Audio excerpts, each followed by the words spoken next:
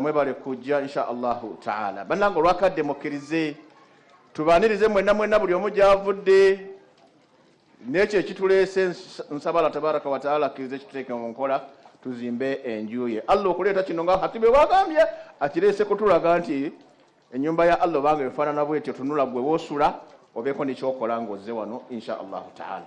Mukkirize sebo w'ekitiibwa Dr. Sirina buyinza bw'okuyita neekkiriza neyambiseeko akakisa kano nga bwe kampeereddwa.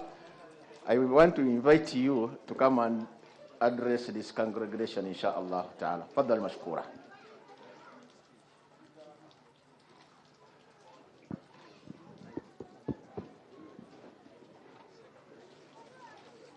Bismillah. Alhamdulillahi Rabbil Alamin. As-salatu was-salamu ala Rasulillahi sallallahu alayhi wa sallam.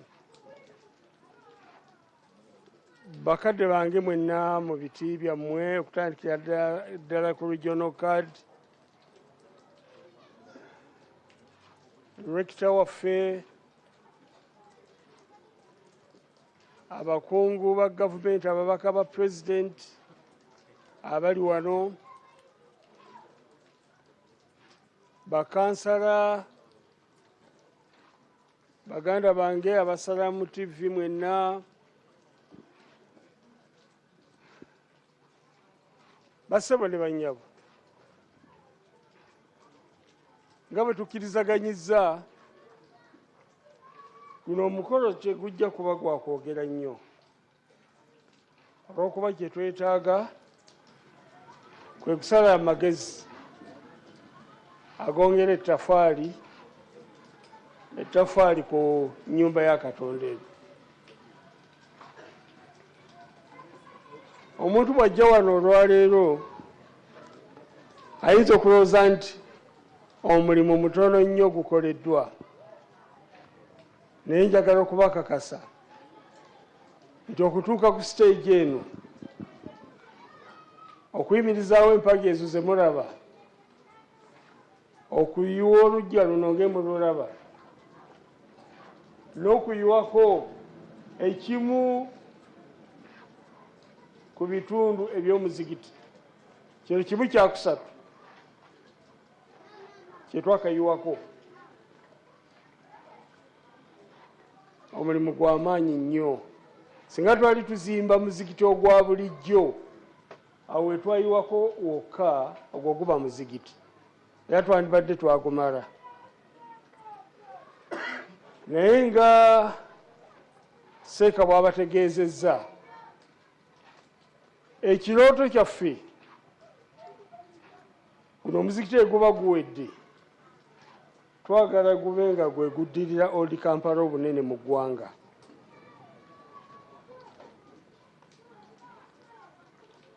Ng'ate tusobola okuguzimba nga tetufunye ssente kuva Buwarabu. Kye twetaaga kiri kimu kyokka, kubeera na mpisa mu nkozesa ey'essente ze tuba tukoze ki, ze tuba tufunye. Omungereza gyayita financial discipline. Ng'essente ebezze wano bwe banga yakasawo ka sementi, akasawo ka sementi kakole ki, kagulibwe. Olw'okuba guno omuzikiti oba guzimbibwa oba teguzimbibwa, ewaffe eka tubaddewo era nga tulya, tekyetaagisa kulya ssente ya project okubaawo. Tusobola okubaawo wadde ng'eno project teriiwo. N'olwekyo kye kintu kye nasookerako, era ne baganda bange ne tukkirizaganya nti buli ssente etuuka wano erina kugenda ku project. Ate buli ssente ejja wano erina kugenda ku akawunti. Ate okuva ku akawunti watawa okubaawo financial management system eya requisition n'ebisigadde, check ewandiikibwe. Era okuva lwe twatandiika enkola eyo ebintu wano bibadde bitutambulira bulungi. Kimu kyakusatu, abaana basaaliddeawo waggulu twayiwawo. Bwe twogerera kaakati ekimu ekyokusatu ekyokubiri empaga endala 3 matiiriyo eziyiwawo zonna weeziri zaagulibwa, zonna weeziri. Naye olw'enkuba ebadde eriwo ebiseera bino, bayinginiya baatugamba nti kijja kuba kizibu okuyiwa wano ng'enkuba ekyali nnyingi. Kaakati kye tukola, tusiba mitalimbwa kwetegeka kyemmanyi. Mu bbanga lya wiiki nga 2 enkuba enaaba ekendedde, tusibe wano, tukubewo embaawo weeziri, emiti weeziri, emitalimbwa weegiri, tuyiwewo nawo. Tube nga tusigazza kimu kyakusatu kye tusuubira biidhinillah okutuuka mu Desemba nawo tunaaba tukoze eki, tuyiyeewo. Bwe tumala okugula materials ezo zonna ne tuzissa ku site, obwetaavu bwaffe kaakati obukulu ennyo ye leba. Olw'okuba bwe tumala okusiba ebyuma bino, okusiba ebyuma tekuli expensive, abakozi baba batono nnyo, naye enkokoto etabulibwa wano okuyiwa concrete eyo nga mugiraba ku site, tubaako n'abantu abakozi abataka wansi wa 40 nga tulina obasasula buli lunaku. Abo tuba tuyitaga leba. Kaakati nsuubira tekigendererwa kya fundraising eno, tunoonya leba wano nawo wakolebwe.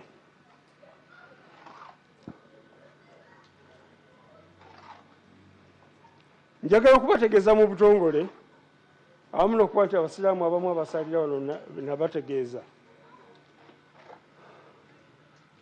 Pulezidenti bwe yali ali mu campaign twamusinkana ne regional card ne mufti ne district card nange, n'atusuubiza nti ajja kutuwaako obuyambi ku muzikiti guno. Era oluvannyuma yawandiikira mufti n'amugamba nti abasiraamu b'e Nakaloke njabawa $4 million. N'alagira controller wa State House anoonye ssente zazituwe. Naye olwokuba nti ebyetaago by'eggwanga biba bingi, nga buli kyetaago kitunuulira ensawo y'emu, ensimbi ezo zonna tezaatuweebwa. Baatuwako $1,015,000. $1,010,000 ne tuzongera ku okuyiwa wano, 5 ne tuzigulamu material eno gye tugenda okukozesa wano. Next financial year mu July tusuubira ate okutuwaayo, olwokuba bakkiriza okutuwa ssente ezo mu biwagu bimeka 3. Kitegerekese. So tusuubirayo okufuna ate obuyambi bwa pulezidenti bukyaliyo, twafunako 15,000 zokka. Allahu akbar, la ilaha illallah, Allahu akbar, Allahu akbar, walillahil hamdu. Ekyo ekyo kibadde kyetaaga kubasisimula mu tulo okutola takbiira eyo, olw'okuba mwayingira sayidi egundi oba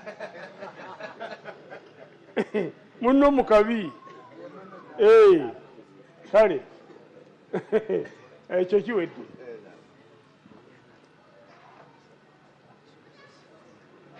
N'olwekyo sijja kuba mwogezi muwanvu nnyo. Twayise abakulembeze b'eddiini wano, regional card waali, district card afunye ebizibu naye yatumyeyo ow'ettwale waali, bayimaamu we bali. Twayise abakulembeze baffe be twalonda, bakansala, okuviira ddala ku meya, road meya Mulabi ayingiddewo, Hujjaji Kasim tebaagala kgenda Makka naye tebamanyi nti Makka kirungi mukole hijja nga mukyalina amaanyi. Mujja kugenda nga temulina mugongo ŋŋanze nakaddiwa naye nakola nina amaanyi.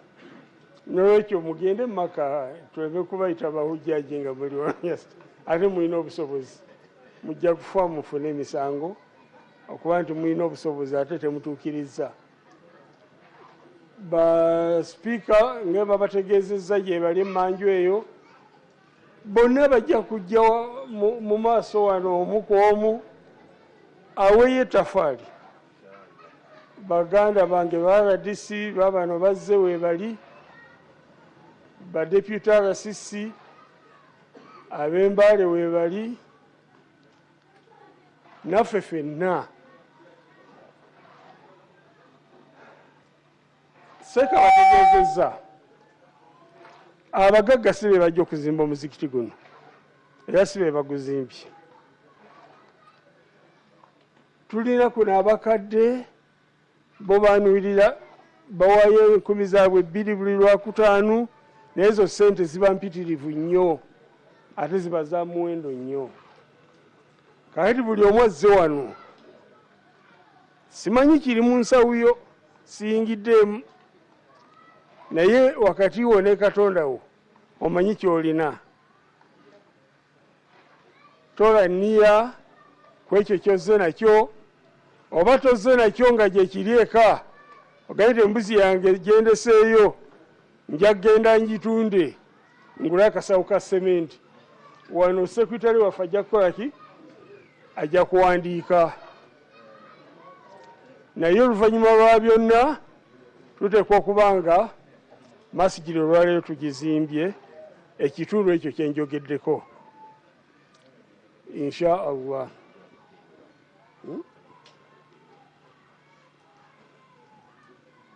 Eno fundraising yakuna esooka yali marathon era abantu bagiwagira nnyo. Baseeka bano mu Juba badduka emisinde ne beetooloola n'oluvannyuma ne tuzimba ne tutandika foundation y'omuzikiti wano era twaleyinga foundation stone.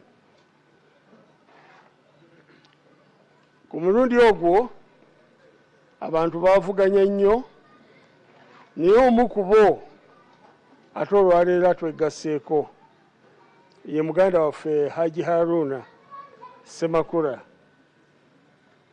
owa Hirwater. Mukulu Kalimu ajja mwanjula naye nga ku olwo yali atuwadde obusawo 150 naye bwe yabanga competition y'amaanyi n'ayongerako ne buwera 2. Kale omuntu okuva emukono ajje wano asseewo ettafaali nga naffe ab'Embale weetuli ng'ate naffe tusobola okussaawo ettafaali tuba tweryaza amaanyi zaffekka. Kitegeeza nti abaagala ejjana bali wala nnyo tebali wano naye nze ndowooza nti naffe okusalawo okutandika omuzikiti guno tunoonyaamu ki jjana.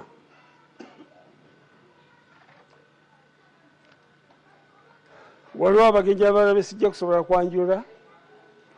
Mwami Kaliisa yajja okubanjula naye nga bwe mbategeezezza tulina profesa wano rekita waffe, tulina ba RDC, tulina abakungu ab'engeri ezitali zimu bonna weebali era ndowooza nti mukulu Kaliisa alina engeri ffenna ey'okutugyamu ettafaali. N'ebigambo ebyo kampite muto wange Haji Kaliisa ajje atandikirawo wenkomye tutandike omulimu.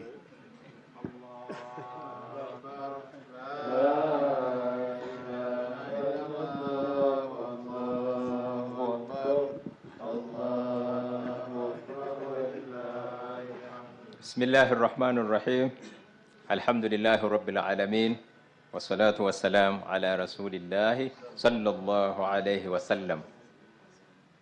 nga sinaba ku addressinga bakadde baffe bonna abali wano loza mutegedde bannanyini byuma mukama wange bw'abaddewo abo bambasada bayita ba diplomat naye nze nanyini byuma biwangaaliramu ate bwe nkakute ne bitandika okukola ki okwogera nabyo biboola manyi nti oyo diplomat yagenda kulowa diplomat nanyini byuma ze kati bigenda kola ki genda kwogera naye alhamdulillahi rabbil alamin.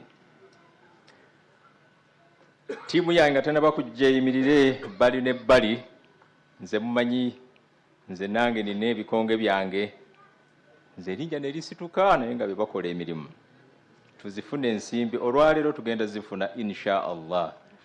Lwaki bwe tuyingiddewo bwe tuti nanyini buyinza n'agamba nti kambalage n'agitonyesa abayimiridde ne bayimirira ayambadde akakanza ka white ne kaddugala byonna byonna ebintu ne bikola ki Allah ng'atuwa sigino nti mukole omulimu muzimbe ennyumba yange eggwe Allah yakimanyi nti nga bwe tutudde wano hadhara eri wano lwaleero n'abasajja n'abakyala Allah baatuleetedde nina obukakafu nti hadhara eno mukadde waffe ambasada okulinnya ennyonyi his excellence ajje ayimirire naffe mu mbeera eno. Profesa gyagenda akulira amatendekero amatabi kati galinga 5 ntegeeza 5 Arua, Kampala kampasi e Kabojja main eri wano Kyotera ng'ali mu process ya graduation byategeka abagenyi batandise okuva mu OIC naye wallahi omusajja atawaanyi zibadde ziwera ssaawa 5 naga nti ndi wano eweeyogerere mumanyi jjaamu oyo oba ayiseewa nze okutuuka wano sisuse 10 naye bankubye ebibbaluwa 2 jiro tugenda okuyisa ntoyisiza ku line ate nga ntambula mpola kati esimanyi ebyayiseemu wadde ne buraka malayika ne zimukulembera lwaki ajja ku mulimu gwa Mungu ne geeta eyingira ewuwe tayagiyisiza naye ng'ajja abeere mu kifo ekifaana bwe kita abamukyaliddeko mu ofiisi ye mumanyi bwefaanana naye waatudde awo atuddewo ku nnyumba ya Mungu alabe nti omulimu guno okola ki.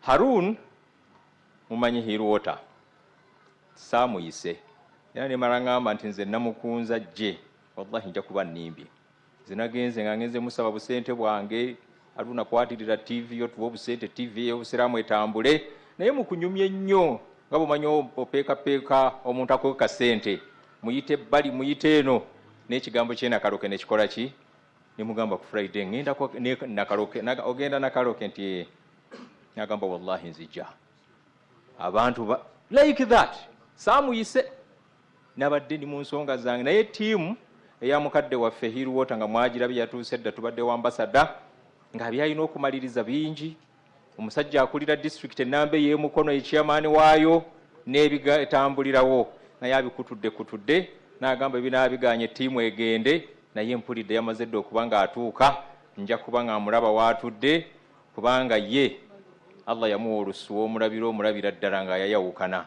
noza amaaso nja kuba mulaba mukadde waffe waatudde Hirwota tusanyuse okulaba bakoonyeeko ku linnya. Mpulidde ebikonge bye boogeddeko ba RDC bakadde baffe twongera okubaaniriza ba RDC bakadde baffe abakulira district mwenna mwebale ekyo kyonna sebo mukadde waffe regional card district card ekyo kiraga enkolagana y'abasajja bo okuba nti beesimbu ate baweereza mu bitundu byonna si kuzimba masjidi eno kyekisitula abasajja aba district bajje wano mu mbeera zonna. N'oluvannyuma lw'okwaniriza ne nga seerabidde mukama wange mukadde waffe omusomesa wange omukulembeze waffe Dr. Surait Kabali lecturer waffe omulungi mu Islamic University in Uganda waali wano ate nga be bamu ababangudde kuba amasheekhe bammwe y'omu ba principals ba Bilal eri konko eyali wanyawo wano ewa Kisekaawo eri original eyavaamu amatabi gonna ge muwulira mukadde waffe oyo yali principal era bamashekha bali wano mukimanyi n'upgradinga okutuuka namwe abangereza naga niwankubadde byange byava madiina gye najja sharia naye nammwe ab'oluzungu ngenda basomesa era ali awo mu Islamic University mukadde waffe naye tusanyusa omulaba n'abalala mujja balaba kaseera nga katuuse basajja bakulu bajja kutoora ku Salam mukkiriza olunaku nga bwe tuluwaddeyo tuyite mu bufunze naye nga kitwogeza bino byonna ekireesa ab'ebitiibwa ekisitudde Haruna factories zonna ziyimirire kubanga supervisor baba avuddewo ebintu ebiddamu kutambula ta 100% bikkako ne bigenda mu 70 naye n'agamba kaŋŋende tulabe nti tubeerawo bakadde baffe abazeeyi abatuzaalira bano abasajja abanene bano batera okujja ne babeerawo era obalaba batudde awo bajja ne basirika nagamba abasajja abo temukolanga emirimu kujjako nga batudde awo okutuulawo kwabwe kulaga sigino tije tulaga watuufu Sheikh Shafiq jangu yimirire wano ne ba assistant baba bakwerekedde bayimirire wano twanjule ensonga etuleese teri kutuula muleka ambassador atuule ambassador n'ekirala bannange ekigenda okubanga kituzinga eno for a long time byebimu ku ddaame mayi waliwo beerawo obuwandiike naye waliwo ebigambo abasajja bye boogera ng'olaba Allah yamwogeza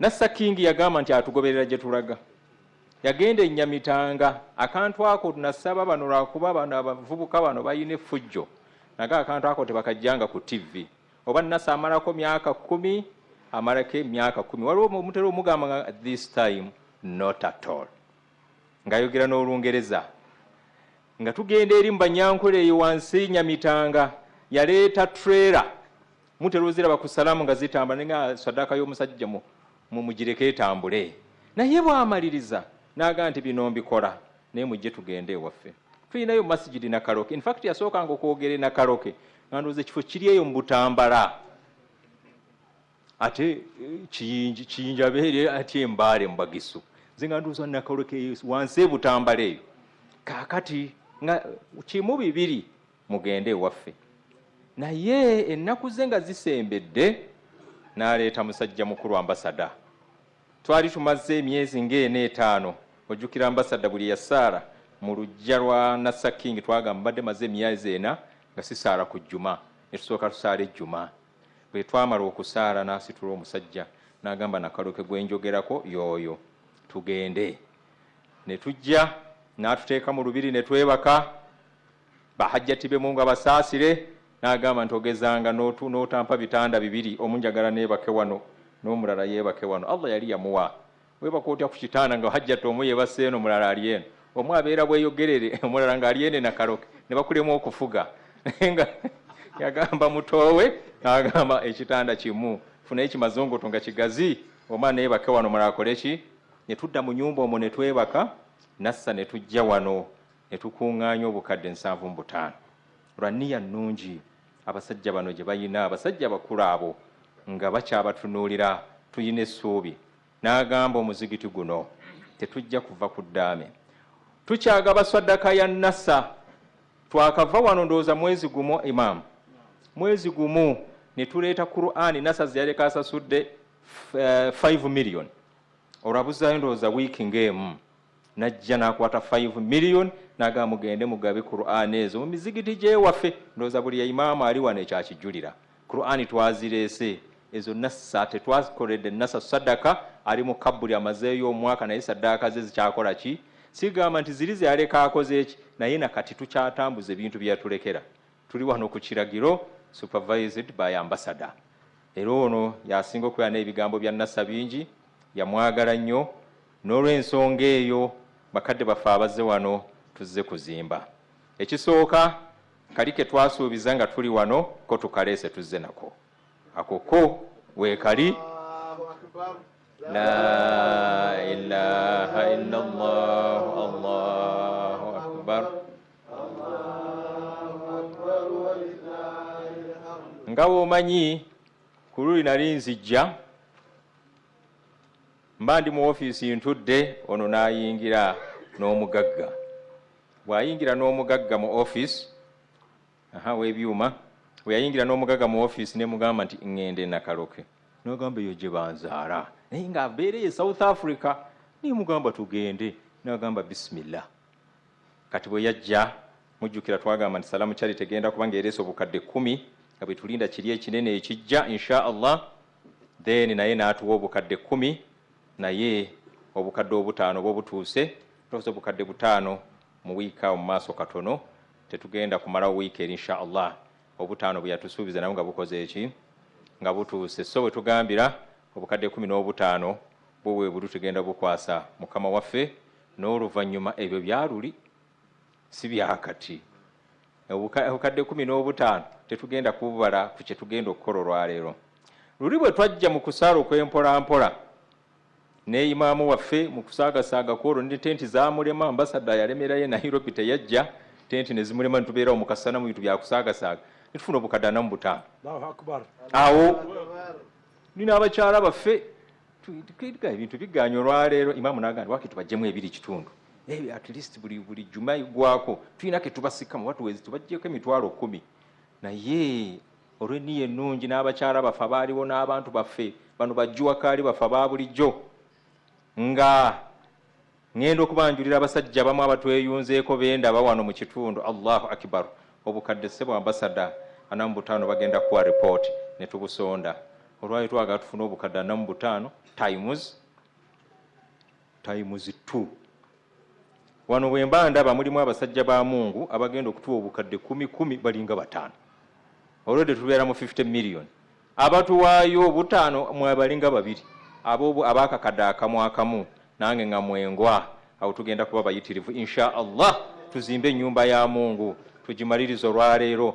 Empologoma zino tebeebase bano boola baazukuse mwenda. Omu n'owulira waayi tukuleka ntakaboda kankubye ku ttaka. Naye kamukuba nejjajja talina gwamanyiyo atambula lilla kiki naye nga totuuka busungu butukute stress zifuuse stress wanga okuŋŋaanya abantu 2 mwepange mu kabaasi kamu mujje genda okuwulira oli yateze essimu ate essimu bwe yagiteze ekifo ky'okuteekako AM yataddeko PM yeebase tukubidde banneyiba olugi baagala nakulumenya oyo ate yalina ceeki yaffe taabu nebeera taabu kegamba byebyo bye tuyitamu naye ng'olaba buli omu ali ku bunkenke tujje Nakaloke. Kiki ekituleeta nga ngenda okubanga baganda bange nabo batandika ogwabwe njagala mbakakase nkyogera ne ku TV kwetuli. Emizikiti gyonna patana masjid zibona kwebali bandaba okuviira ddala eri entunga mugende no Arua bonna bapatanazi webali be tuzimba nabo. Nabano bakyogedde ayina engeri gyakyogedde mu khutuba aye naffe gye tuba tutudde tukyogera wallahi mukkirize wabeerangawo ekirungi tukyogere. Abantu b'e Nakaloke muli organized. Allahu akbar. Bano abakulembeze bo beemanyi bayinza obutakitegeera naye ntegeeza bano abagoberezi baganda bamwe bali organized ate baagala ate beerekereza. Tukola ne associations, tukola ne organizations, tukola ne leaders b'emizigiti, but these people are so exemplary. Wetuli wano kaakati fe abamu tujja kuddamu kulya enkya nako kankwogere naye wali gye mugenda wadde n'okuwa akacupa k'amazzi eno kaswadda kaba katono naye wallahi oli akuwa kajuyisi n'owulira nga ki naye onakunga bahajjati b'e Kampala ne bagwayo nawe Allah yabamugondeza agaoyo omuto oli yaddako Allah bakugondeza ebitonde ebyo oyisanga mikono mu maaso naye Allah yabamugondeza alhamdulillah tusaba ayongere obagonza abamufuulire kubanga bibamusobozesa okukola emirimu gino. Alina gwalese Nairobi nanga ate kangende nkola egy'obusiraamu oli mugamba ogenda kukola ki olina munafu ate gwolinnya ennyonyi nga bodda. So tuyingidde naye mukkirize mala okurikogonaizinga bano abasajja sijja beerabira director Ar-Razak Electronics ononno ennyonyi tagivaamu ono tava mu nnyonyi ya China Dubai awulira buwulizi technology omupya obyamasannyalaze wakoze eki ali mu bantu bano atudde mu bisooto ali wano waali njagala nkwanjulira omusajja owokubiri director Al-Fataha Electronics sajja no babyamasanyalaze bano kireka bwe tunatuuka okusiba amasanyalaze naye basooke batuwe sementi n'emitayimbwa byamasanyalaze bijja kujja byebisembayo ne tubeera ne director ono sports cafe Mbale awo basajja banene mwebali sheikh bizinesi zaabwe bakoze eki bazirese bazaawula bazaawule naye Allah ajja zikuuma teri agenda zikwata ne tubeera ne Haji Musa mia owulidde ono ye tycoon omuntu kasaba muteeka akagambo tycoon ni bracket etaba wa bulijjo abawunya sente ate tycoon bw'abanga imaamu yamutaddeko akagambo tycoon tycoon wa Allah si wa kuno yakola bino tycoon awandise ekigambo imaamu tycoon si bwa imaamu ebyokusuubuzi tabimanyi tycoon wa Allah be bantu abakoze omulimu guno tekuli sente ya Mwarabu onasiiba nabo sente ya kuno omulala gwasobola okugenda ye president naye munansi wa kuno tuwe tuzimba so gwe muzikiti okugenda okugwa nga tekuli kipande kye bakoze eki naye at the same time gwe muzikiti okugenda okubeera namba 2 mu ggwanga muno ekyo tusooke tukireetere takbir Allahu akbaru la ilaha illa Allah Allahu akbar abanene tuyina bangi mubategeeza ensonga tubatuwe ssente oluvannyuma lw'essente naffe tuleete kye twasuubiza ate twongere tuweeyo ekirala inshallah. Alhamdulillahi rabbil alamin wa bihi nasta'inu ala umuri dunya wad din wassalatu wassalamu ala rasulillahi sallallahu alayhi wa sallam wa alihi wa sahbihi ajma'in. Assalamu alaykum wa rahmatullahi wa barakatuh.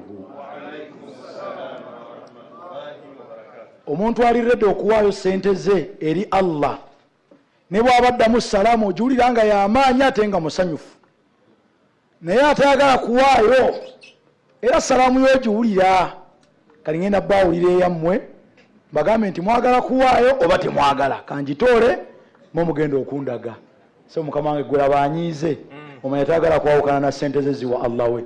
Salaamu waliwo n'agenda oseka lwampaka bwati nga tayagala seka naye nga talina kyakkola. Salaamu alaykum wa rahmatullahi wa barakatuhu. Mumugira mugiddamu ennyo naye wentuuka ogamba njagala ffenna tubeerewo tycoon ba Allah.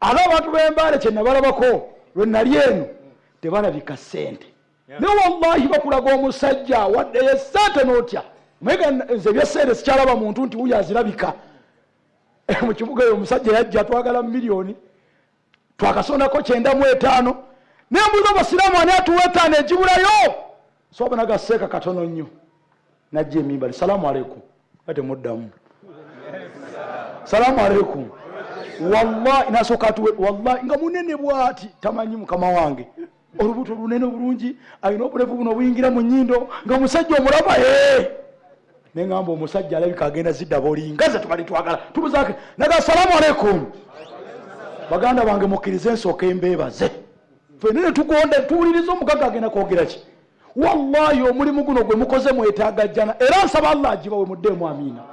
Era bakama wange njagala bagumya nti guno omulimu gwe mukoze wallahi temujjanga oko kyakubiri babagambye miliyoni emu wallahi musondeemu 10 mumpeeke 10 obulamu bubi nange nsaba imamu nange shaitani jije kuzindaye tugende mu maaso kya so nsaba muleme kubeera ngabo tukole omulimu guno gugwe omanyi ajabu salam kasooka tulaga abantu bano nti mwe bennyini nga temunnajja kasooka tubalaga abantu abatamanyi na muzikiti guno ng'ate basiidika essente tuteragezeseza ku ya mukama wange eyo nagikwatanga era buli ali wano ngukubiriza oba olina mukama we namba yebeere muki ebeere mutwe tugenda kutandikira ku eno tubalage nti waliwo abali eri wallahi nga tebamanyi muzikiti guno naye nga bo bagenda kutandikirawo. Bismillah manyi netiwaaka ya mukama wange eba nafunafu 0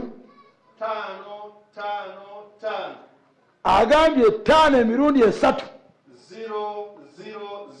000 aha abali wano omuli commissioner oba omuli ambassador omuli rector omuli tycoon abali eri omuli ne president kubanga kwali Allahu akbar atibani abasinga akaseera ako jukira Allah ani balwa abasinga akaseera ako nyini njagala kukakasa ti Allah atuzizza bamalayika be batudde kino kitukola bakiraba la ilaha illallah kwa batunulira abantu abevunanyizibwa laba kalono akulya universities ez'amaanyi avudde na ku macupa miskini Allahu akbar ajo badde olina tontanalaba omusajja alina ku macupa akkiriza wakiri akutukire mu masjidi ya sebo kyaliwo ngeza bugeze sebo tonnatuuka kutuka akkiriza abeere wano akola omulimu gwa Allah besi ono mukulu wange simutya kyoyogera kankirageko abantu la ilaha illallah aze kukola mulimu gwa Mungu naye olwali wano ng'ova ku kyamisana okujja wano ngulwava ku cupa ng'ova ku kyamisana tukole omulimu guno insha Allah tutandise nti bwe babanga bamala bataikuni sitemmeeya w'Embale naye bamugattangako nti naye taikuni Allahu akbar sitemmeeya naye bamugattangako nti naye nze Aja Abdusalam Zaja Abdusalam tebankanga kanga batyo nze bankanga ndabyeko nze nsooka kulabako ng'abalongo bajja n'abeeri bajjukiza ennamba abali eri bagambe nti wabeewo okuvuganya kati abatulaba ku Salam TV kati live abali wano wabeewo okuvuganya fe tulina enkola fe bannyininyini ababeera mu maaso tubakyakulabirako naffe tukwata simu zaffe kyetubagamba naffe nekibeere kyakulabirako era njukire munali mu studio tuli mu kusoma omusajja agambye nti ab'obukadde 10 munaabuleeta naye atandise na omutwalo guno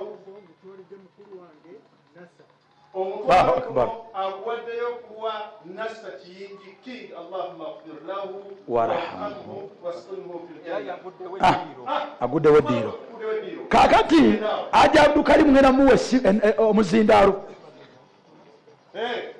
kamange tibatuyira lukuya naye omusajja ayinza ogawano babaradde bamajini kakana akuyidde lukuya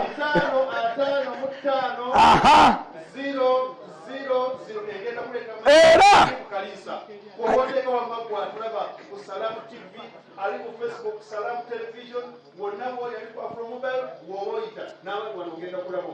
bismillah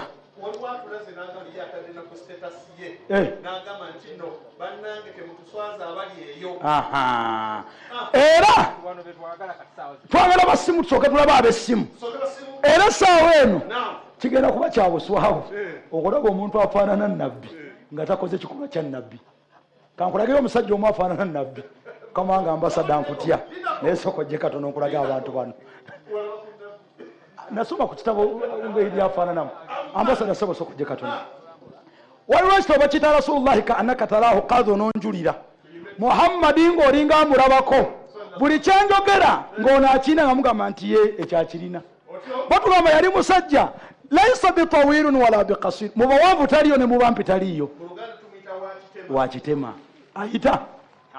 ayita ne batugamba makana batanuhu ala min sadrihi olubuto lwatu lwali lunene ku kifuba yali shepti ayita wewagudde ku nabbi mukama wange ololususeewo ne batugamba ekyokubiri sallallahu alayhi wasallam wakana idha tabassama ru'ya kanuni baina thanayahu bweyasekeranga mbwati abantu yayinanga akazigosekamu ensekakasi ayise kakati bajama sibagaye kujjamu mannyo tofaanane nabbi Allahumma salli sallam kati wayita nabbi neddayo otuule so oyinza ogamba bali basiraamu nze nabbi oyina byofaananya bufaananya ati so mu kaseera kano Aja agenda tuwa ku bujulizi bw'abantu abatulaba abali ebweru abali e Uganda mikwano gy'abakozi b'emirimu gya Allah ku Salam TV abamu tetubalabanga nako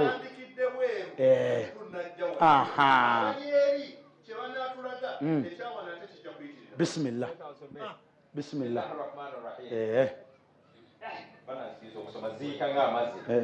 Hamisi katereka Allahu akbar bakuba toflashinga bana tokuba wereza ensimbi batabuse sheikh bana teroji blockinga kati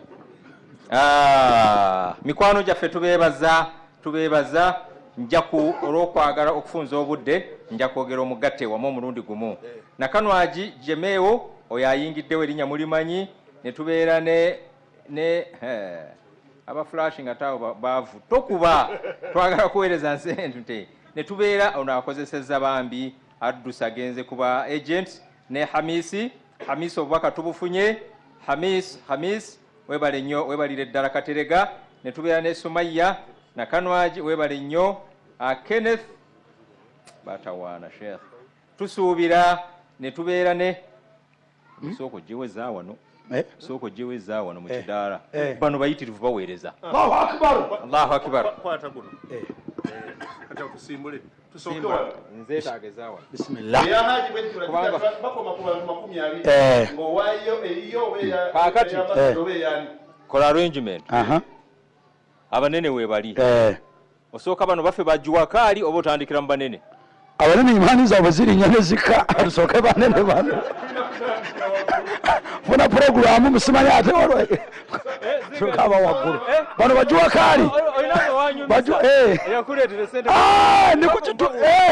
ndi ku kituuti nsomesa ku nabbi omusajja ayimuka mu kutuba irimu emukwata n'agamba akasajja kasomesezza nabbi mbogo nga profesa n'ayimuka naga omusajja asunsudde najjayo waleti mu kutuba nangamba seeka kankwene ku ssente wallahi osomye nabbi mu kutuba ngandaba nabbi teyabikkiriza kukwata ssente mu kutuba ne mugamba mukama wange ow'ekiti kutuba yali yakatandika mukama wange ow'ekitiibwa kowulidde nabbi engeri gye musunsuddemu ssente ogenda zimpa nga tumaliriza tebakwatira mu kutuba nange nali mugezi kutuba nenjifunzafunza obudde obwa ddakiika 3 nengisomera 11 ajja emitwalo nga 2 bizike bwebitu ngandaba future yange yo nagikutte mu ngalaati bwe yamaliriza ne mu Kurani wano saasomanga biwanvu alifu lam mim Allahu akbar aya yokubiri yasin mbanga ayita omuntu yasin Allahu akbar salamu alaykum warahmatullah magamba gomugaganga alabika yabadde wano omwazi nyina ngamba oyo tokolanga nsobi mukodo ate waba kuwadde okwatirangawo yasooka ofuluma ne mubuzaaliwa nangamba uli ku motoka rengi lwava nenfuluma nga jjuza wuzo abasiraamu bagakambuze buuzo nzijja tuuka ku motoka aji salaamu alaykum walaikum salaam nga mukambwa anyize nonyiga nemugajize musajja wabadde asomesa ku nabbi ng'ompa ne ng'alindamu nangamba nedda obuzibu oyina gwe kennyini byogera ate obigayiza watugambye nti nabbi yagamba sallallahu alaihi wasallam mu imaani zaffe Allah yazikolanga zirinnya ne zikka yalinnya luli kati osanze yakebe nabyesonyiye akati abagagga Mungu yabatonda nga imaani zammwe zirinnya ne zikka kati zikyali mu bbanga sebo tozisa njagala mu kusooka omusiraamu yennyini asobola okukkiriza nti Allah yakwawula ku bantu bonna ng'era okkiriza nti Allah asobola okukuwa miliyoni okwambuka ojje wano mu maaso tukuwa omuzindalo ng'ensi yonna ekulaba NBS ekulaba Salamu ekulaba Sanyuka ekulaba emikutu egy'enjawulo gikulaba ojulire nti Allah alina kyakuwadde nsaba Allah kyogenda okukola akuwa ekizimbe mu kibuga ddamu amiina ate nsaba Allah ekizimbe kyakuwa mpengako edduuka limu sagala 2 ebyo limu jjo mbeere nalyo njagala omusiraamu oyimuka ejjo wano mu maaso ng'okkiriza omusiraamu asobola okuyimuka n'otuwa miliyoni okwambuka lilla ng'ekyo kikola lwa Allah ng'ensi yonna ejulira nti Allah alina abaddu be yata jangu mu maaso g'emizindalo wa kwambuka bisimillah paka kawumbi jangu wano Allahu akbar Allahu akbar Allahu akbar Allahu akbar kakati laba competition eriwo bano bali mujja neemu beefuutiika miliyoni ku miliyoni kakati ejjana eyo lwaki mubeeramu babiri abantu nga buli omu alina bomujja naye omu asukka ku munne oli wa miliyoni nga tukyalinda bano wabeewo n'omulala bisimillah abaye universities mukama wange nzo obutafuna akakisa kakwatako omusajja akulya university zonna mukama wange yona akulya university zonna mukama wange mpa diguli nga siiseeyo inshallah taala yono azikulira zonna inshallah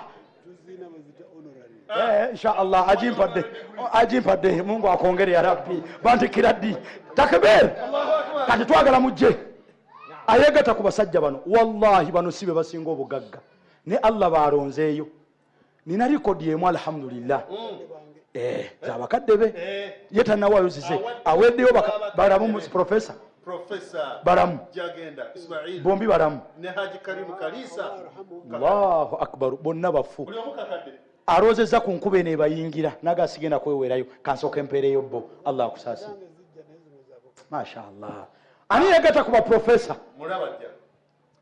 ani yegatta kuba profesa basiraamu nze nabyo saagala kukkiriza omusajja atuwa tv omusajja atuwadde olugendo tunywedde amafuta ate era ajja era atuwangulire waffe aliwa ng'abadde asuubira nti oyise abo bokka ng'ogenda kuwaayo kakadde kakadde n'okudda waggulu aleeta obubiri asuubira kakadde n'owekumi waani ani ajja abeetabemu okuva ku kakadde okudda waggulu kyokka nekinnuma waliwo ali wano naye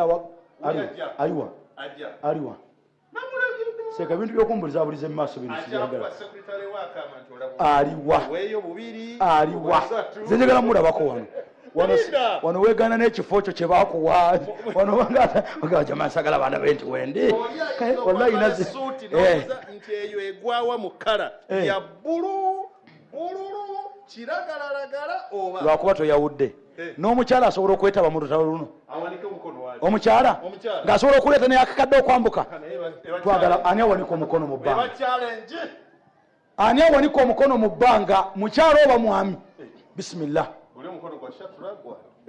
wabadde yeetakula ani yeetaba ku mpologoma zino ebbiri ojje wano ku lwa Allah tukole omulimu guno guveewo insha Allah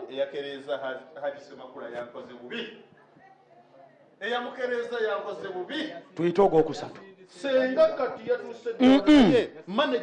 kandabe ani yeetaba era ku eno ttiimu yaffe bisimillah 070 muno bagisibyeyo tebagisibyeyo kuba walirabye omuntu afubutuka ebweru nga ye yeetabyemu eyo ensonga alabika akuba ali mugamba nti nga tezigendako mutuwe ennamba endala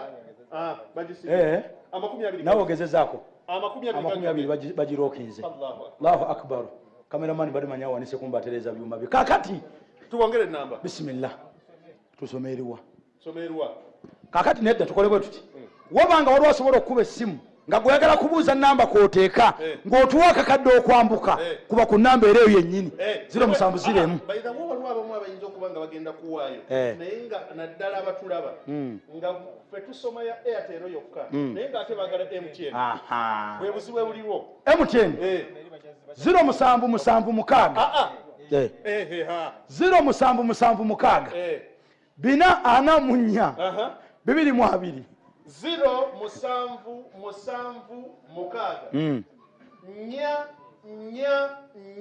nya ziri 3 2 0 eyagenda kuleeta amanya ga Salamu ensoosa gisoma mukosooka otiddemu mayine ya mukyala we ensoosa bwetyo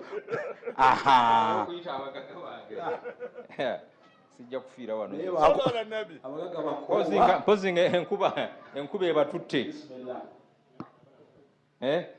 Arrazako electrical akyaliwo bagenze ate afuna wuzu ajuza wuzu osenga yazedde abakubaawo kuyo tutawanyiza nnyo wali ali wa Razako wali jangu Mungu yakusitula ali wa Razako zidaro okuwuliza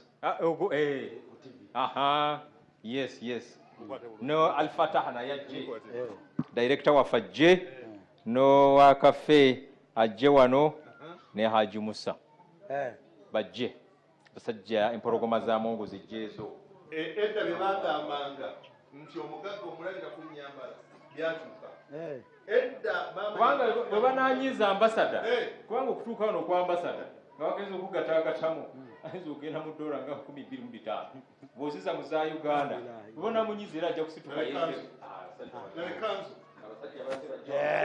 edda bebawozanga mu mugagga tamanyi kwambala mugaggala bekanzu alhamdulillahi rabbil alamin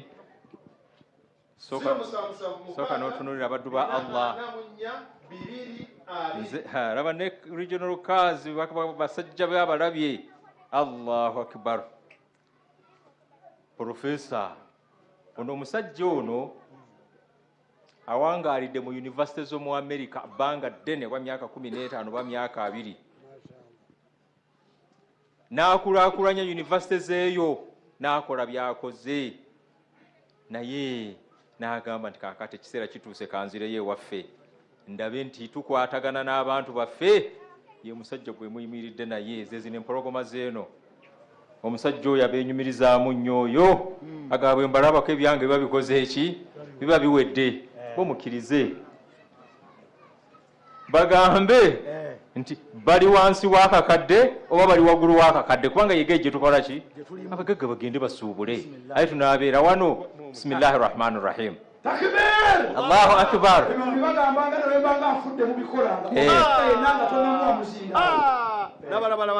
allahu akbar allahu akbar raba okunyirira alinga agenda mu firidausi alinga agenda mu firidausi hiruwota be mubanga mwaleese amazzi amalala wano mugayiwe allahu akbar allahu akbar allahu akbar allahu akbar ekanzu gyayambadde allahu akbar allahu akbar allah baabanga yakusitula sebo obadde toliiwo naye obadde oyogerwako n'okusinga ffe abali wano allah abakusitudde ekyo kyokkiriza naye otabadde sijja kuddamu ambasada be yakwogeddeko oba eno empologoma eno ye yazza kuyimba mu motoka yazza kwogerako naga muleke nze njogere ku musajja oyo naye osanze maze okubuulira abantu bano nti hiruwota ajja nabagamba nga bali meeting ne mbagamba Harun ajja ow'olugave tebakutegeera kati nva okwogera wano nti hiruwota nti ye singa wayogedde eryo naye mbagambye saamuyise kensembezaayo saayise Haruna wabula nagenze mu ofiisi ye nga ngenze munoonyako akasente kayimirizaawo TV y'obusiraamu mu kumupeekapeekaawo kwe kwogerako ensonga ye Nakaloke n'agamba ogenda Nakaloke nti ye nsazizaamu tugenda Nakaloke yoyo omusajja takibiri era ebuze takibiri takibiri ey'obutambala allahu akbaru la ilaha illa allah allahu akbar wootuukidde nga ambasada byakutegekedde musajja ono taleseewo byabiridde ekyo kyo alhamdulillahi rabbil alamin ekyokubiri osanze ejjuma nga tugimaliriza allah n'atulagako ne tusaala jjuma nga tuyimiridde nga kyagazaako okutulaga nti waliwo omulimu gwe tulina okukola kirabika tetunagutuukiriza bulungi ambasada ne ttiimu ye nti bakoowodde eggwanga lino bayingidde oba mwaka gwa 6 be basinga okutegeera tusadde ejjuma nga tuyimiridde ekanzu nga bwe zifaanana bwe zityo katusanze twakatandika kati fundraising gye tuyiriko essaawa zino shafiika badde yakayita n'agamba nti awulira nti allah yamuwa esente era alaba akakadde akasobola n'okudda waggulu zezino empologoma z'olaba ezimaze okutuuka wano nga mwe muli ne rector wa Islamic University in Uganda Professor Jagenda yafubutuse na ku kitanda olwawulidde omulanga afubutuse ku kitanda ye Kampala zibadde essaawa nga 5 n'akuba essimu nti ndibweyogerere ne mugamba biveeko n'agamba nzijja ne bwe nsanga muvuddewo naye olugambye mu bulwadde bwe n'emirimu gy'akola agambye nti akakadde nkasobola kanyimirirawo yono ayimiridde wano nange bano ne mbavaamu badde ensonda nange neenyimira mu baakakadde n'abo bano bo bamuddomo bo bakuba muddomo saizi yaabwe neetera okutuuka etunatuukaawo awo mu bizike ebizike basobola okuvaayo ono ye wa binusu banatuuka mu binusu naye ajja kulabikako naye lwaleero twagambye buli muntu yenna kooba oli imaamu kooba oli mwazinyi buli muntu yenna olwali twagambye tulina kye tugenda okola ki ne tugamba katuseko tujooba nabaakakadde osanze be baakatuuka wano sebo mukadde waffe era omugenyi omukulu ku kifo kino bagamba kaliisa omugenyi wangono waali profesa nga waali mba navuddemu dda abano empologoma zatuuse dda ebyange ebyo byavuddemu dda ffe tusonde busonzi ssente badhaifu sharafu baabano Mungu yabatuwadde dda kaakati maliriza baakakadde n'okudda waggulu tugende mikwano gyange giri awo mbaagalamu obukadde 3 bano abasigaddeyo ntono twagala 8 ye tajeti gye twatadde twagala 8 bano abaakakadde bajeemu 5 bajuwakali bange bajeemu 3 awo nga tumaze kati mugenda kutegeera ebigambo bya allah atugamba minal mu'minina rijal mubakkiriza mulimu abasajja era mwabagamba mbu simanya tebajja kusobola ngenda kukwasa omuntu omuzindaalo ayogere kale mumume bumi takibira naye nga yakyogedde ti mbawadde $2,000,000 mbawadde $5,000,000 ntandise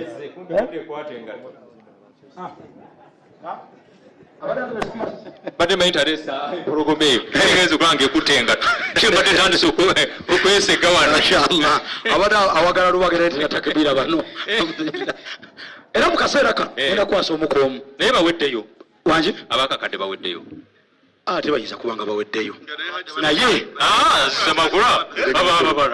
semakula ajja kubabala agala wemulira muzikiti agala wemulira muzikiti mwana gwe so mu kaseera kano azze tubale omuzimbo guno inshallah twagala omuntu wejjayo gwe kennyini nga tebalina oba gwe gundi naye nga gokkiriza nti allah levo gyakutaddemu akakadde osobola okukamuwa ali notadda mu kyalo jangu wegatte ku ttiimu eno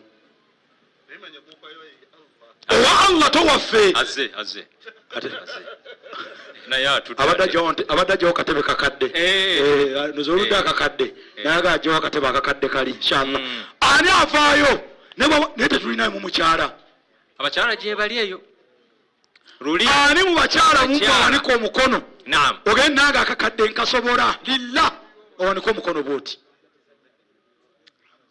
hajjatu zainabu hamza ajja Zainabu Hamza hadithi gyoyongerezaako ajali Zainabu Hamza Allahu akbar agasa amanya 2 mpologoma 2 mwala wa nabbi n'empologoma y'obusiraamu eya Hamza eyafa ne bagisala n'ekibumba ne bagala okiriya kakati omukyalo Zainabu Hamza kiikirira abakyala awo wooli inshallah wubira ku bantu bakulengereko Zainabu Hamza wallahi rabe ndiba naye empologoma bannaye empologoma zeeno laba nawanisi bulungi wanika dio tukakasente oli serious omulabye alhamdulillah ni bannaye ata ani amwegattako akamiko ekekwese mu mpologoma kati maliriza abami ani mumweyetaba ku bano bajama wanika omukono booti ensi yonna ekulabe ekyo nga kirimu okwagalisa abalala mwali kati tukke bano kakadde kudda waggulu boogere basooke boogere amagulu gayinza omuluma abadde agenda otuwa 2 muwe kati kamuwulire empologoma zino bisimillah toogedde kakadde nogenda pawuli ate boogera zisingako omanyi amagaga teboogera nnyo ye bwayogera nga bw'oyongerezaako fesitula ddoboozi oluba naluwagadde takibira jajjireeta bisimillah kamuwange ssebo falyatafaddal mashkura banaye mbasaba mumulete takibira nga tebanayogera kuba kati ono alaba ono agera kwogera mu $5,000,000 aye ngaono wansambu kati ow'ataano kasooke takibir bane mulete kutakibira abasajja nabo baddemu ku maanyi sente tezireeteka wallahi mbwavu buno wuyo kati temukyalya mugaati muli ku muwogo kati okanyireta takibir bismillah assalamu alaikum warahmatullahi wabarakatuh wa alaikum assalam warahmatullahi wabarakatuh ntuusa okusiima kwange eri Salam TV ku lw'omutima gwatulaze ku lw'abaseruganda obw'obusiraamu ndaba nga ffe ng'ab'Embale newankubadde Salam TV tebannayogera tuli batulidde naye nga bwe kiri nti omufu yakwata awawunya porogulaamu eno tukimanyi batulagira kulya mwogo olw'embeera eriwo yo kimanyiddwa mu ggwanga era kati abasinga tutambula na budomola mu mmotoka si lwakuba nti tuba twagala emmotoka zisike naye olw'embeera eriwo naye ekyo tekijja kutugaana kuba nti no tukola emirimu gya Allah subhanahu wa ta'ala mu mbeera eriwo essaawa eno ne ku porogulaamu eriwo nsaba Allah akkirize kino kye ŋŋenda okuba nti nno mpaayo ku feeza eno gye tuddako oba gye tugenda okukola ngenda kuba nti nno nteekawo akakadde Allahu akbar la ilaha illa Allah Allahu akbar Allahu akbar walillahi alhamd mashallah tuusa okwetonda kwange eri abasomesa bange bataata ne bamaama sinze yandibadde nti nsasula kakadde ako kokka naye okusinziira ku mbeera eriwo n'okusinziira ku bunyigirivu obuliwo n'okusinziira ku ntambula y'emirimu nsaba munteeremu edduwa Allah akkiriza akakadde ako ke mba mpaddeyo era bukeere ku makya nga siwaddeyo kakadde wabula nga mpaddeyo ekisingako wano. Era nsaba Allah abeere nga akkiriza tubeere omu oba tubeere bamu kubagamba nti nno twazimba omuzikiti ogusinga Nakaloke era kati tugusitudde tugende kukuzimba walala ku lwa lillahi subhanahu wa ta'ala. Assalamu alaikum wa rahmatullahi wa barakatuh. Wa alaikum assalam wa rahmatullah. Barakallahu fima anfaqta. Allah ateke baraka mu kyowaddeyo akugaggawaze akuwa obuvumu n'amaanyi ebbanga lyonna.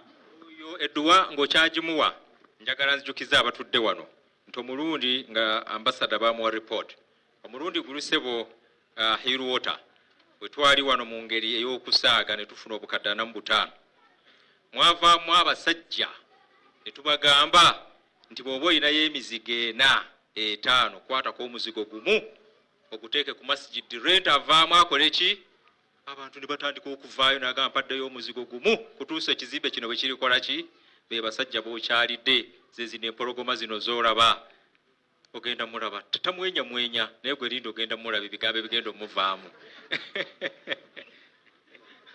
Masha Allah, empologoma mugiwulire. Assalamu alaikum wa rahmatullahi wa barakatuh. Wa alaikum assalam wa rahmatullahi wa barakatuh. Nange nja kubawaayo akakadde. Allahu akbar. Allahu akbar. Barakallahu fika.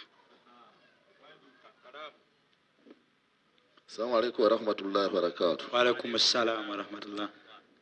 Nange nja kubawaayo akakadde. Allahu akbar. La ilaha illa Allah. Kakati Banaye. Kituufu omuzadde yatendeka abaana. Taata w'abano Haji Siraji Mwengi yatuwa wano ku masjidi obusawo bwa semiti yasooka n'atuwa 400. Yasooka n'atuwa obusawo bwa semiti 400. Oluvannyuma n'atwongerako yalongerako yagamba nti ate agenda kwongerako 1,000 ye taata w'abano. Abaana buli omu avuddemu kakedde. Allahu akbar. Bebo. Bebano. Allahu akbar. Family ya mwena musituke tubalabeko. Buli omanyi nti oyina attachment ku family y'abakadde baffe bano. Yimirirako ku lw'ekitiibwa ky'obusiraamu. Mwinyi? Musitukeko tubalabeko. Muyimirire. Have to be sharp. Abasiraamu ffe tuli sharp nnyo. Aha, bw'oba oyimiridde wanika ku mukono. Mwebale nnyo. Saba Allah abakuume era abanywezi azze. Azze. Allahu akbar. Sooka olabe ebbendera ezo. Allahu akbar. Sooka olabe ekyambalo. Ayagadde okukopa ambasada. Kangu mwendi na wala. Amusinze ku bendera. Wallahi Mungu akunyweze. Mubeera wayinza okubaka. Mungu akunyweze ya Rabbi. Bismillah.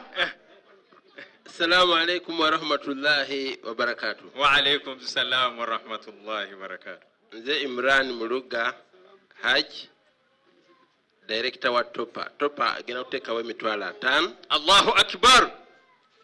Ndi RDC w'Obukeddeya. Masha Allah. RDC emitwalo 5. Kakadde. RDC w'Obukeddeya ye RDC wa speaker. Wembadde nzija wano nenkubira speaker akasimu. Nemugamba nti gy'ontumye tulinakyo my project. Egenda okusinga mu East Africa okulima omukyere ne kasooli. Ng'eriyo meeting. Nemugamba meeting esembeyo sijja kubeerayo. Ndina fundraising.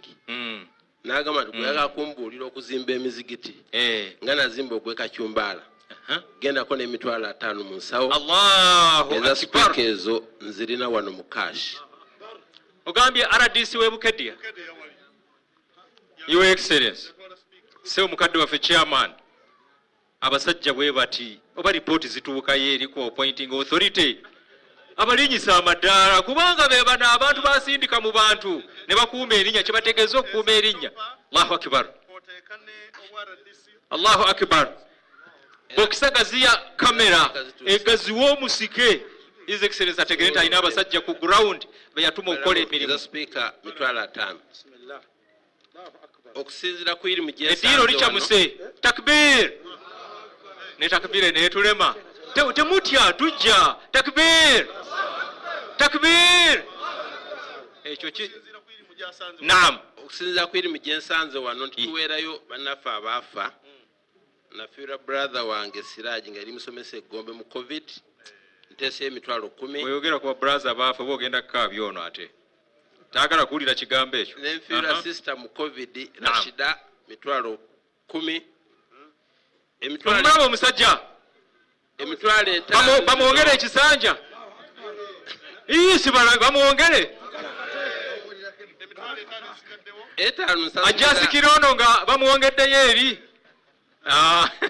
zino nsasulira Dr. Galiwango. Allahu akbar. Yeyanyingiza mu byobufuzi wallahi nenyimira mu politics nengwa ne president nandabamu ate yanjigiriza okukola amasomero ga private tetwagala kumwogerako ng'afudde sente ezo katuna kusasula kuza Dr. Galiwango nange kanyongereko kuza Galiwango Dr. naye kanyongereko kuza Dr. musajja oyo bonna ba MP abali muno bonna yabayingiza bonna mama wange ulire bigambo ebikulu Hajat Hafsa Luwedde ngenda kuleeta emitwalo 5 bampe biru ng'omwezi tegunnagwako ngenda kuleeta emitwalo ali mu bukadde bumeka ayagala kukanga hiruwota saagala bamukanga no temugenda nnyo wala babakanga ono kubanga yetasingika yagaana wetwogerera eza sipiika zituuse era avunanyizibwa kukwata ssente jangu ozinzizeko nga shetwente nankema bali wano aliwo avunanyizibwa ku ssente zino ziwandiika ezo ezange zabajuwakali zigwa wali ekintu kingamba tebakulaba kwata na zino zibale kaakati tugenda wa profesa ataano ga sipiika ono mukunzi munaffe mashallah naye ajja kuvaamu ekigambo lwaleero teri ajja kusirika leero inshallah n'omwazinyi gwendandikirako muadhini oliwa muadhini kasooke twebaze bannaaya obugumiikiriza bwe mulaze waliwo omusajja muzibu wa kugaba aliwa waliwo omusajja omuzibu wa kugaba muadhini Sheikh Abdul Obeid Kamulegeya Sheikh Abdul Obeid Kamulegeya Sheikh Abdul Obeid Kamulegeya alinde ekigambo kigenda kujja Sheikh Abdul Obeid Kamulegeya kijjawo mu maaso kaakati tugende wa profesa profesa CV mu bufunze akulira university zonna za IU oluvannyuma lw'okukuguka mu university zo mu America manya mazibu sobola kwogera bizibu amanya mazibu gwine ekifo ky'omu America ky'omanyi kyosobola okujjako New York yeka Oxford waliwo wali essomero lyaffe Kawempe baliyita Oxford kati banga na America gyekiri wali Kawempe Kawempe nga Kasawe Munkere.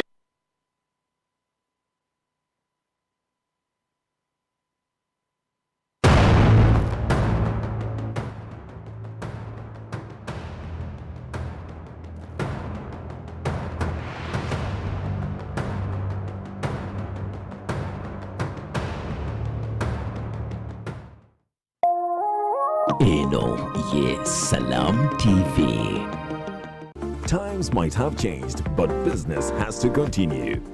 Next Conference Center will help you transition to the new normal of doing things. For virtual events, e-conferences, debates, product launches, and so much more, we provide you with the best the new normal has to offer. High-definition LED screens, crystal clear audio, and state-of-the-art streaming technology. Our in-house production team will ensure your event is safe, smooth, and flawless. Located in Naguru, Kampala, call us on 0776 444 220 and let's do your next event. NCC, Next Conference Center.